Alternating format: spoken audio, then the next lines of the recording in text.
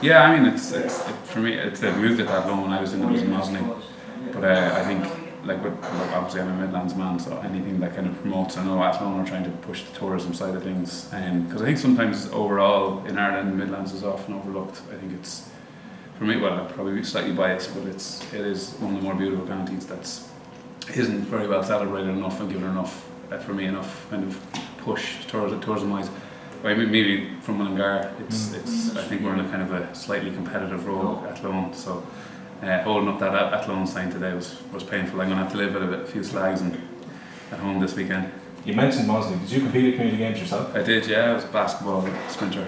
So yeah, my sprinting days are long gone, but I'm kind of saying I might re-enter this year and see if they can pass me as a kind of overdeveloped child or something and finally win a medal. But no, they're going to give me one here, I think. How did you, in terms of sprinting, like a lot of guys are good from Mullingar, like Mark Christie, you've got Fagan, Kieran Hurley was a good sprinter in the day. Yeah, I mean, I wasn't, like, very quickly I realised that individual sports didn't overly suit me. So I tried to get into the team sports as quick as possible. I think Gaelic football in my school was so big that you couldn't ignore it and you had to be part of it, so it was either you're either with them or against them. So football became, I suppose, a much bigger part of my life, and then I think being integrated in a team sport is very important at that age, and then rugby. But now I'm going back to individual sports, triathlon, so I think it's good to experience both types of, because they're very different. There's very different mindsets from being involved with a team and being an individual athlete. It really is. I was just going to say, you're becoming really as well known for the triathlons and the endurance sport now as music at this stage.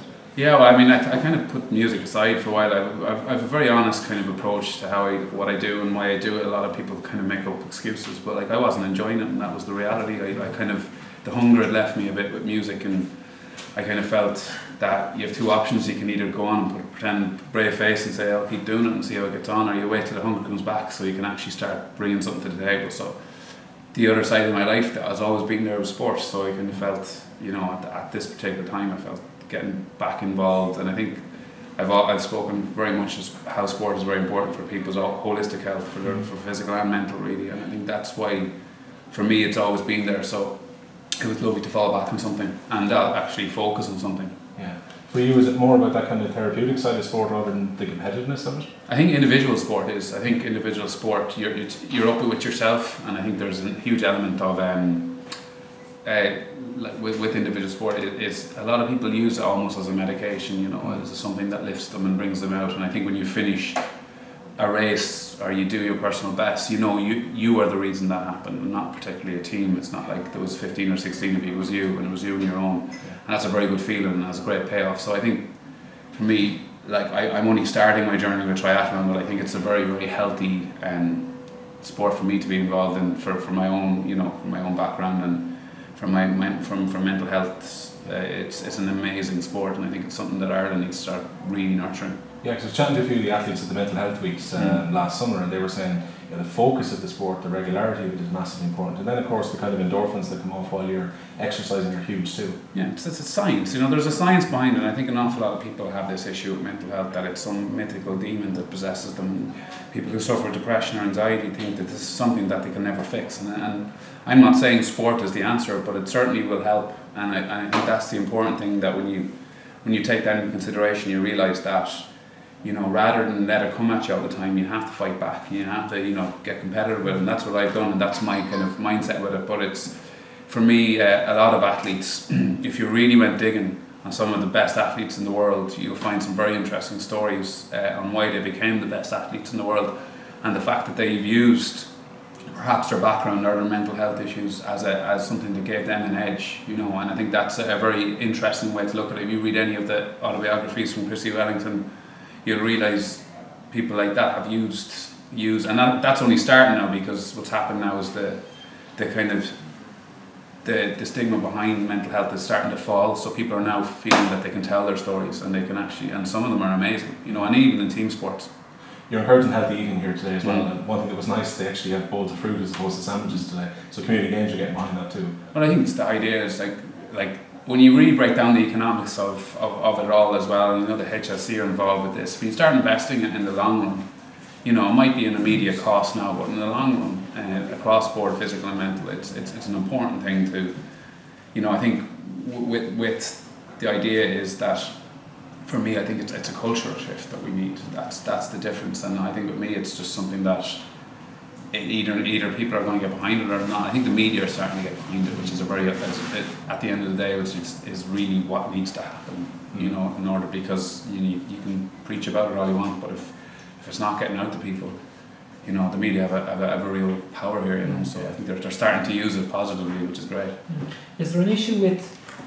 You look at the community games here, and it'll be some defined as young athletes all across the country. Is there maybe an issue with the ones that? How do you feel we need to pursue the ones that aren't at that level, or to try and get it to be a national habit, if you like, for everyone, not just the elite? Well, I wasn't an elite. I certainly wasn't elite. I wasn't big as a child. Like, my growth spurt came at 15, 16, 17. I certainly wasn't elite, but there was other elements that were part of my life. Music was another huge part of my life. And I think the thing about sport is, number one, some people just say, I'm just not into sport, and that's fine, but I do believe there's a sport out there for everyone. I have a friend who absolutely hated it in school, dreaded it. He hated people who played sport, and now he's obsessed with kayaking, which is a really strange one, but he's just obsessed with it, and that's his sport. So if you're patient, you will find something. Some people just, you know, and then with the cultural side of the community games, now they're bringing in other things like art and craft. I think that's another thing that we've overlooked a lot in Ireland, and we've just taken it for granted in Ireland, that we just we're a creative type of people, but have we supported it enough? I don't think so, and I think music is something else that's kind of always been left at the periphery of art. It's never been perceived as something that's art, and I think that's completely wrong, because you look at 12, 13, 14-year-olds, they're obsessed with music. And I don't think a lot of them know how it's made or what goes into making it. They're more, you know, I think they're more celebrating the tabloid side of music, you know, like the Rihannas and what they do, rather than how it's actually made. And I think that's where we might fall down. I think unless we start kind of educating them and things like this, that music is actually something you have to learn and you have to put a lot into to get good at. You know, and put down the national choirs and the Kardashians and all this stuff, because that's not important. And in the longer scheme of things, when, you know, those teenagers are 25, they won't give a less about Kim Kardashian, but they might if they've learned how to play music. Music and sport are kind of similar too. You've got to learn a skill and repeating it and so on. And change your craft. They're unbelievably similar. Like, there's that theory, that Malcolm Gladwell theory, the 10,000 hours theory, that if you dedicate 10,000 hours to anything, you can actually become a master craftsman or a craftswoman at it. But music it's both of them require one thing to be good at. You have to be passionate about them, because when the going gets tough in either of them, if you're not passionate about it, you'll just walk away from it. I find that even with guitar playing, when I was learning guitar, like, I wanted to be a guitar player more than anything, but I had to go through that whole process and my fingers bleeding, of not being able to figure things out, getting very frustrated, throwing my guitar at the wall, to get to the point where I was like, no, I can play guitar. So it's like anything, you gotta dedicate time to it. It's not, if you're not willing to be patient or passionate about particular things, then it's pointless. Is that it? I guess that's probably a big part of the issue, is that some people will have a natural disposition towards being patient and having a passion towards certain things.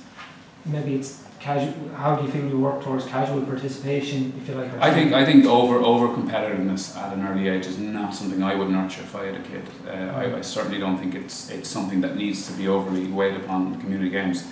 But the idea of being involved in groups and teams is, and I understand that, you know, especially through school and with peers and stuff, like if you're weaker at certain things and stronger at other things, like academic was never something that was celebrated.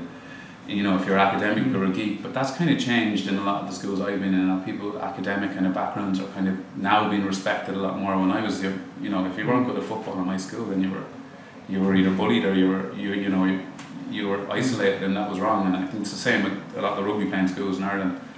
So I think the idea of both in music and sport, you know, when I have children and they're 13, 14 years of age, I won't be pushing towards anything, because I had an army father and a music teacher mother who never pushed me in any direction. They said, you'll find it, you'll enjoy it.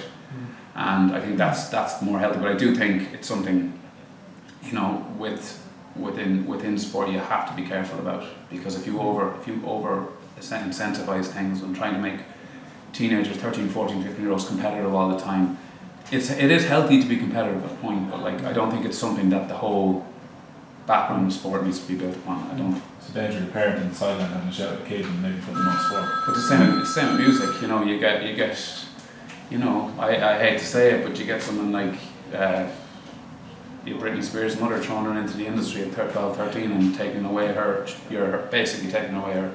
It's going to have profound implications when they get older, and you're not going to evade it. And I even remember with Niall when he was getting, and I remember saying to him, like, you know, this is, at least you're level-headed about this. At least you had an upbringing. You went through school. You understand the normal life. What is normal? You come home to Mullingar, you come for a pint with the lads, and it's normal. And he's had that time.